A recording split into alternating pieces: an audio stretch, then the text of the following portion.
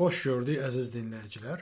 Deməli Maduro'nun həbsindən sonra bu günləri demək olar ki, bu diktatura, əsasən də avtoritarlığa meylli olan ölkələrdən etirazlar eşidirik.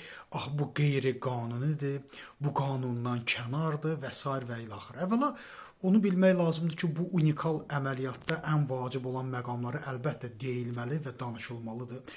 Vacib məqamlardan biri ondan ibarət idi ki, Venezuela prezidenti neçə aylardır ki, göz müdafiə sistemlərini düzəldirdi.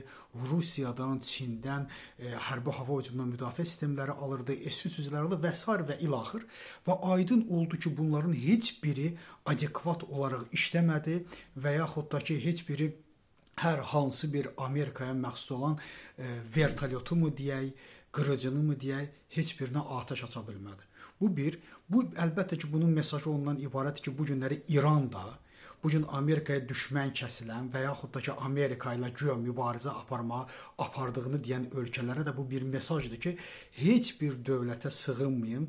Nə Rusiyanın S-400'ləri, nə Çinin hər hansı bir hava hücumundan müdafiə sistemləri sizin canınızı qutara bilməyəcək. Artıq burada Kuba məsələsini də dilinə gətirir, Kolumbiya məsələsini də dilinə gətirir. Birisi Panamaya da böyük bir üstünə getdikdən sonra Panamada geri çəkildi və Çillə olan münasibətlərinə çəki düzən verdi. Bütün bunlar əlbəttə ki, Trump hökumətində Marco Rubio'nun işidir. Çünki Marco Rubio kommunizmə və bu diktatorlara nifrət edir.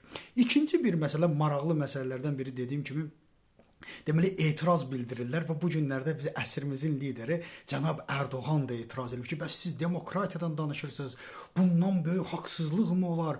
Bu sən seçilmiş insanların, hansı seçilmiş cənab Erdoğan? Bu günləri yüz minlərlə insan Karakas'ta miting keçirdi və bayram eləyib. Maduro'nun tutulmasını bayram eləyib. Mən bundan əvvəl də deyirdim. Diktatorlar belədir. Hansı seçilmiş? Orada zaten seçki olsaydı Trump bunu eləyə bilərdimi? Əlbəttə edə bilməzdi. Məhz seçki olmayan diktatura ölkələrində onun rəhbərini götürəndə xalq bayram edir. Üçüncü ki, burada beynəlxalq hüquqdan yenə danışılır. Bəs niyə beynəlxalq hüquq olanda Rusiya yaduza düşmürdü?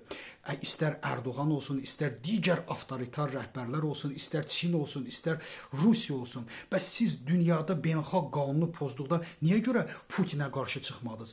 Niyə görə Putinə qarşı çıxıb bütün dünya səfərbər olmadı, bütün diktatorlar səfərbər olmadı ki, sən president yaradırsan, sən bugün Ukraynanı işğal etməklə beynəlxalq hüququn üzünə tüpürürsən və bu səndən də güclü olan dövlətlərin, məsələn, Amerikanın da hərəkətə gəlib keçməsinə səbəb ola bilər. Bunu görmək lazımdır cənab Erdoğan və yaxud da bütün avtoritar və Rusiya və Çin başda olmaqla. Siz president yaratdınız, siz beynəlxalq hüququn üzünə tüpürdünüz və bunun da nəticəsini buyurun siz görürsünüz və bundan da daha ciddilərinə əlbəttə ki, rastlaşmalı olacaqsınız. Təşəkkür edirəm diqqətinizə görə.